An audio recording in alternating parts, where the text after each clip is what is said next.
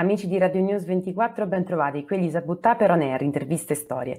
Oggi parliamo di musica e strumenti musicali e lo facciamo con un esperto del settore, Davide Sora. Ben trovato Davide. Ciao e ciao a tutti.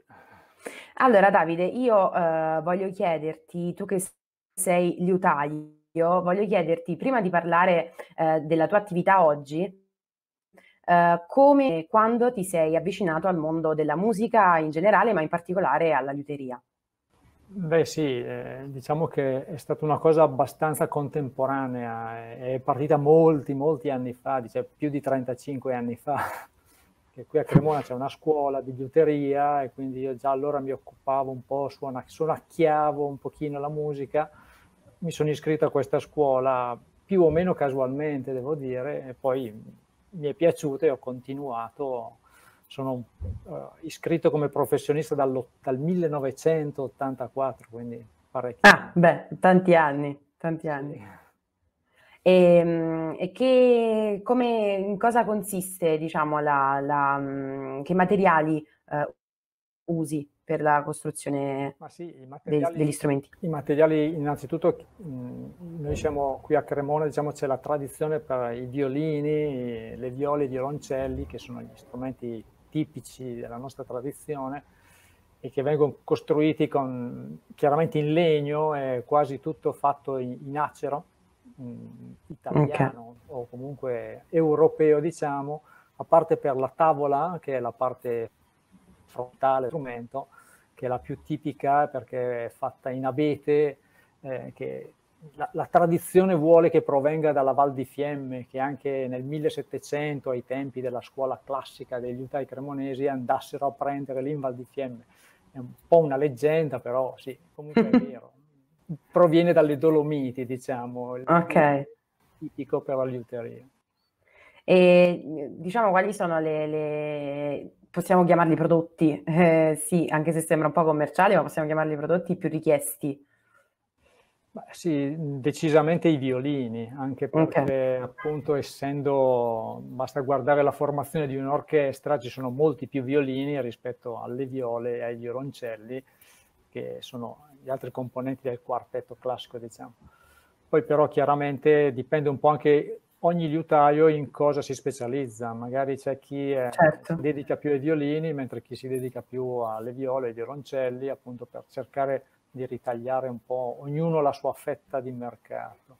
Per quanto mi Certo. riguarda sono sicuramente i violini, faccio anche gli altri, ma molti meno in proporzione. Quindi molti più violini. E ti chiedo, sei da solo in questa attività?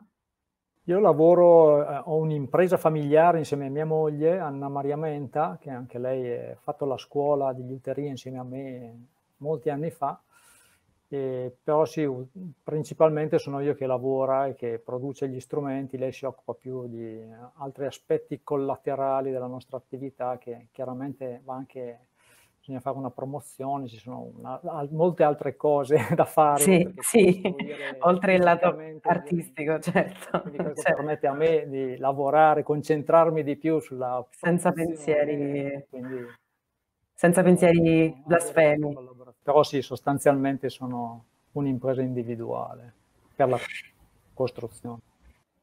Ti chiedo se ci sono progetti in attivo in questo momento, se hai progetti per il futuro.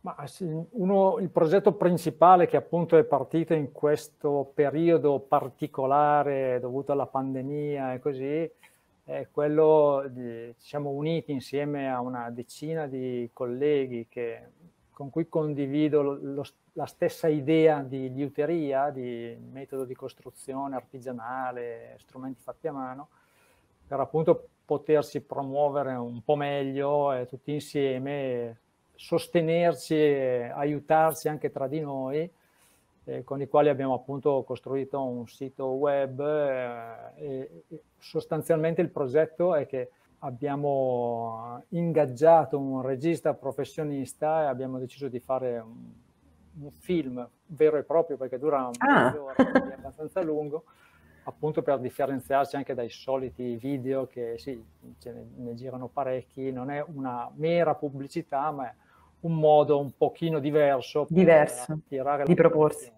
Certo. Allora, io voglio ricordare ai nostri ascoltatori che potete trovare l'attività, la liuteria di Davide Sora, la pagina Facebook, scusate, sul canale YouTube Davide Sora, e invece quest'ultima iniziativa, appunto, di cui ci parlava Davide, Contemporary Violins, sia su Facebook che su Instagram. Davide, vuoi ricordarci il sito web? Il sito web è contemporaryviolence.demedia.jp. Perfetto, Davide. Sì. Perfetto, allora io Il ti sito ringrazio. web che è su Puoi ricordarci anche quello. Sì, il mio sito web è davidesora.altervista.org, su cui che ci trova anche il collegamento col canale di YouTube. Il mio canale di Perfetto. YouTube, se posso dire qualcosa, è Sì. io ho iniziato anche qui diversi anni fa a documentare, diciamo, il modo in cui io costruisco i miei violini, appunto per far capire l'importanza del lavoro artigianale e essenzialmente Benissimo, benissimo. vedere come fisicamente vengono fatti i violini, e questo devo dire che mi ha anche aiutato molto dal punto di vista pubblicitario e promozionale, Certo. perché anche non solo, chiaramente tanti amatori vanno a vedere come imparare a costruire i violini, però anche i musicisti sono molto affascinati dal vedere come vengono costruiti gli strumenti che poi loro suoneranno. Perfetto, allora io a maggior ragione invito i nostri ascoltatori ad andare a dare un'occhiata sul tuo canale YouTube, Davide. Ti ringrazio per essere stato con noi, è stato un vero piacere. Grazie a te. Ciao. Radio News 24 e On Air tornano tra poco con un'altra intervista, restate con noi.